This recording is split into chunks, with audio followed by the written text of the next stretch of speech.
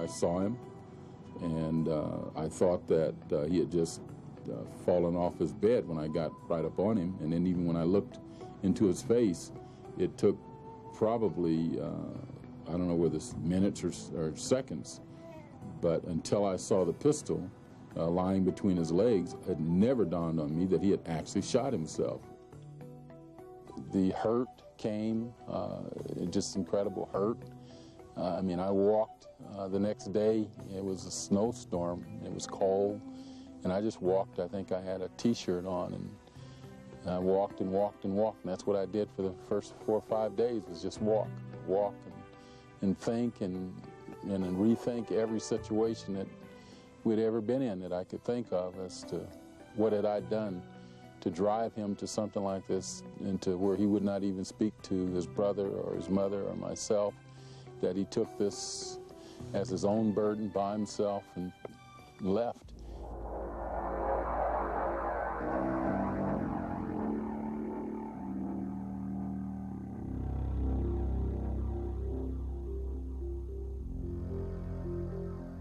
I was hurt and upset and angry because of different situations and different people, the way different things were going on and the way that they was taking the situation. It was like they were seeing everybody's side of the situation but mine. I took some aspirin. The doctor said I took about 80 aspirins, and they were 325 milligrams apiece. It was just like, it was like a tape was just playing over and over, different, just like different bits and pieces of what so-and-so had said the week before or the day before or whenever, and I was just like, okay, fine, this is what I'm going to do. In the beginning, I often came out and asked for Shaka's forgiveness for not being there when he needed me most in his deepest, darkest moment, and not being able to even anticipate the struggle that he was going through, and maybe somehow have the wisdom to understand what he was trying to deal with, and hopefully, or wishfully, if I could have just been able to reach out to him and help him save his life. I just felt like I was trapped in this situation. And that's how I felt, that there was a way. It was like, in a sense, I was in a cage, but I thought there was a lock on the cage, but the lock wasn't locked. That there was a way for me to just take the lock off and walk out. They make this kind of decision to give up on their life over a situation, over an incident, versus looking at the total picture. They don't look long range. Rarely do you find young people look long range. They think short term. The problems are going to be there, whether you're dead or gone. When you leave, the problem is still going to be there. It may not be for you, it may be for someone else. I talked to a 15-year-old girl in Golden High School who, she had taken razor blades and she had cut up and down each one of her arms, and she had finally just made a real vicious cut across both of her arms, the veins in the arms right at the elbow at the joint. And she had told me that she had been hinting to her mother and trying to leave little hints to her mother, and I tell children that, parents, and something this serious, it's like putting a hand grenade in their lap, and you can't just put something there and not make them know really how you're feeling. I got to the point where, I know that you can always seek Christ and seek God, but there's also, sometimes there needs to be somebody else there that you can talk with beside, somebody in a sense physical, instead of just somebody spiritual. Ironically, the view between the trees out there is the same view off the back of our porch at our house. And when I look at the mountain range, even when I'm not here, I can tend to project myself as being here with him. And so I can just kind of feel close to him by taking the same position and looking out at the mountains and thinking of, of the beauty of what's out there, and wishing really that he could be there to share that, and also knowing that there were many times when he stood on the porch in the same position that I stand right now, looking at the same view. But that's kind of the way I deal with it.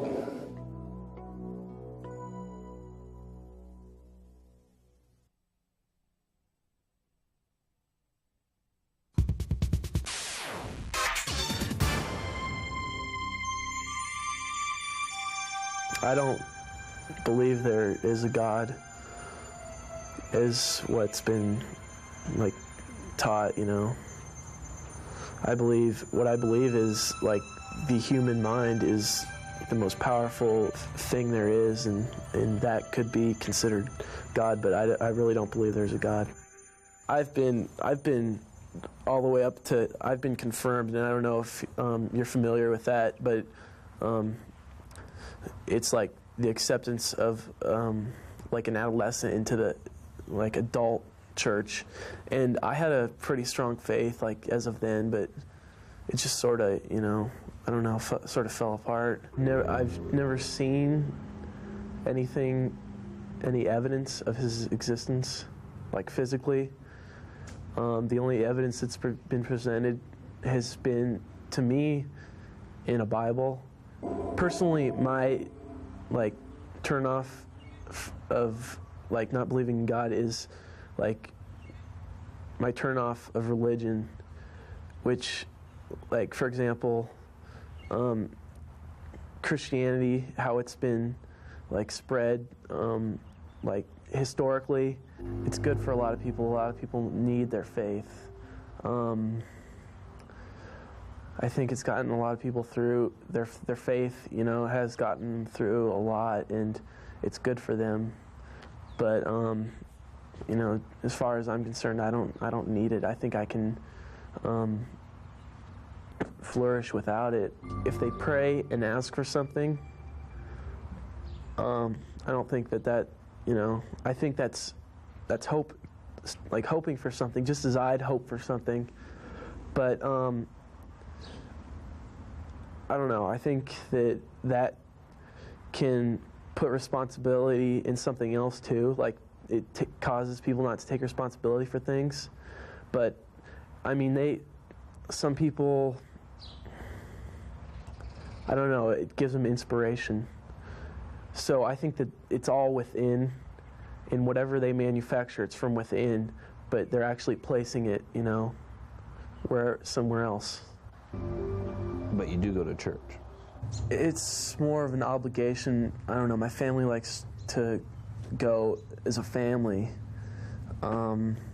They just like that presence. They think maybe, if anything, maybe I'll get something out of it.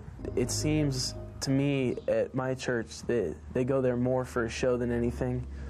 Even, I don't know, I go there on a regular basis, and a lot of times, I mean, you'll see people there at Easter, Christmas that are never there, you know, and they got the nicest outfit on, you know, the daughters and mothers are matching, and it just seems sort of, you know, very shallow. A lot of teenagers have been, you know, just like programmed to go to church.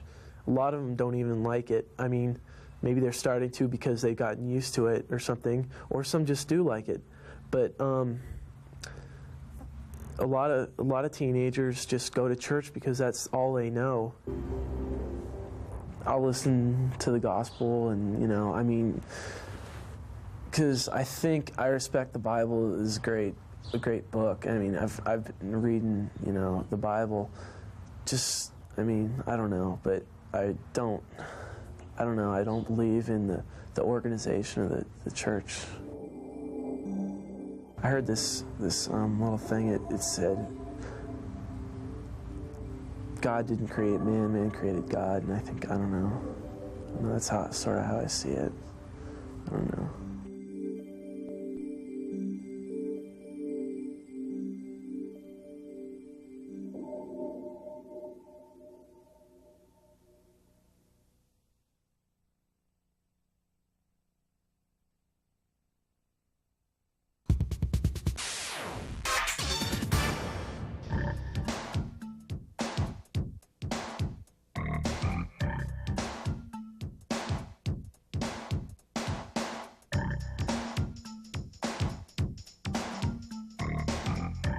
He is sarcastic sometimes. That's what it is, yeah.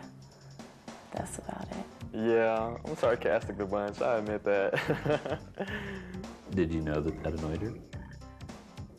No, not really. She gave me dirty looks when I do it.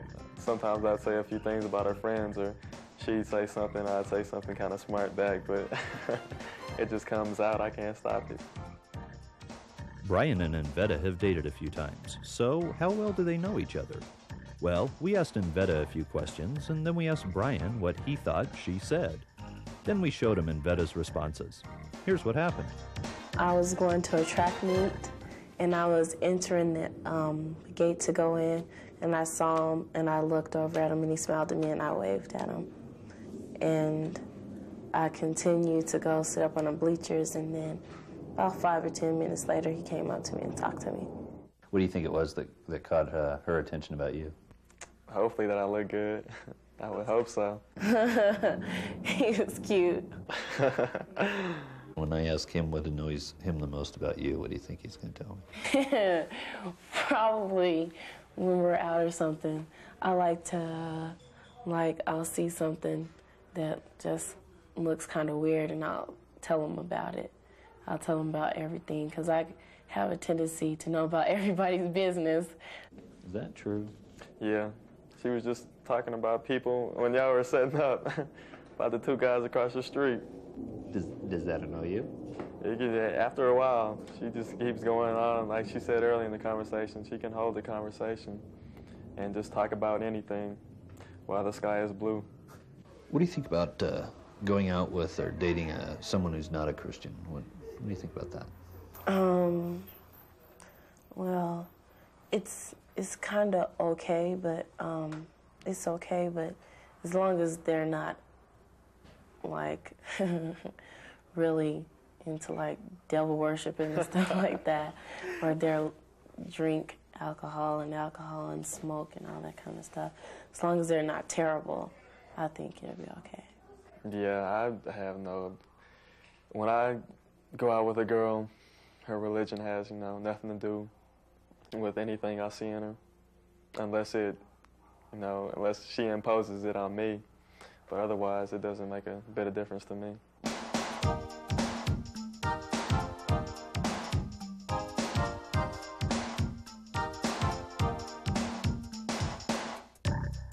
For you, is this true love? Yeah, I think so. Well, I'm in love, but it's nothing, It's just more like a puppy love. To me, it is.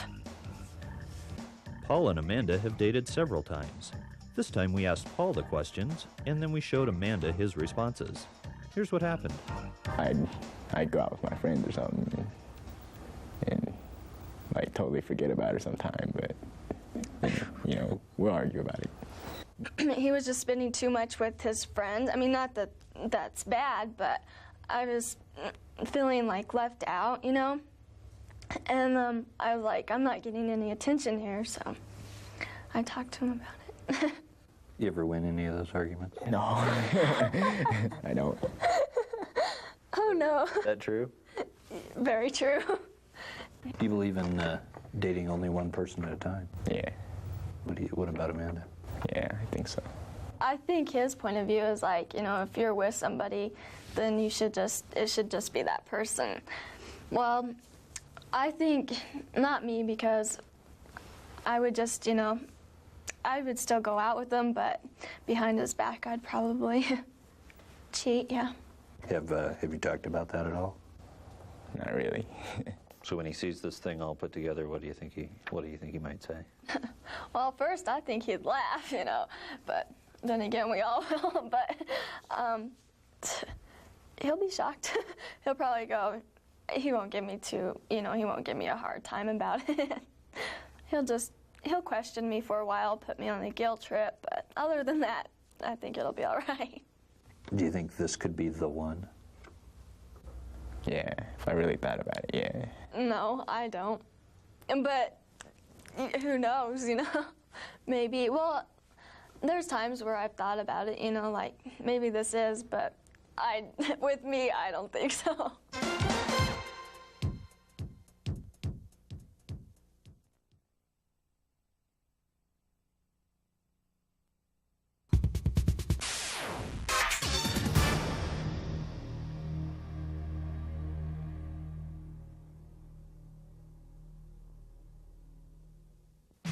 The Klan once again recognizes that it is the federal government that has created the laws that has forced Negroes into our schools, homes, and lives.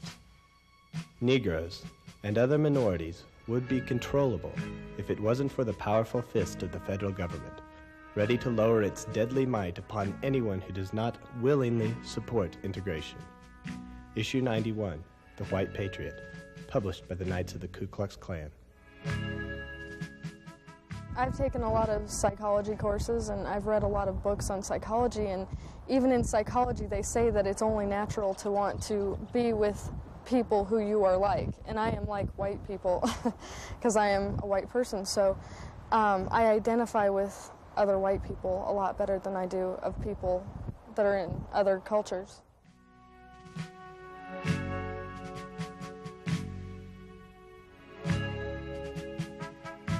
I joined the Klan because I was looking at what was happening to white people, and I don't like it. We don't have any rights for ourselves. Everybody else has rights, but we don't have any rights at all.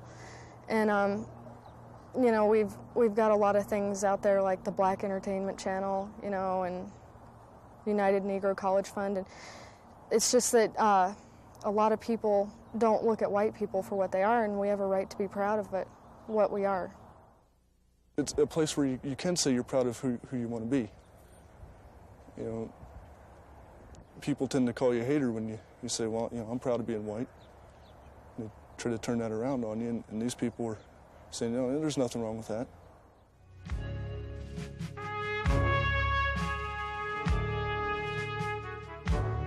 Most people in my school know about my involvement. What kind of reactions do you get from them? Well, I've gotten, you know, the principals have harassed me and such. And well, one incident, I wore a T-shirt at school that said "White Pride" and say "White Power." Nothing derogatory, just said "White Pride."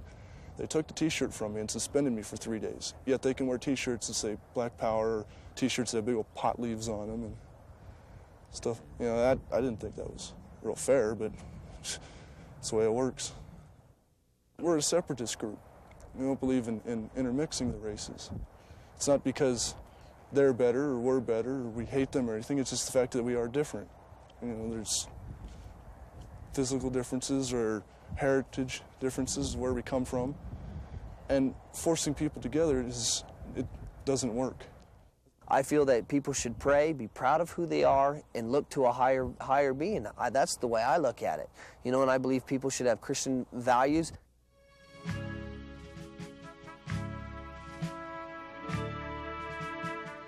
And I always tell them to go cross-reference everything. Make sure, you know, learn both sides of the issue. I can get in debates with black people, and I know more about black culture than these people will even know. You know, I know about Malcolm X, when he started, where he grew up, everything, to other great black leaders. And these people don't know nothing about their own people. And here they're coming out saying, I'm full of hatred. It's like, wait, you better go study your own culture before you come pointing fingers at me.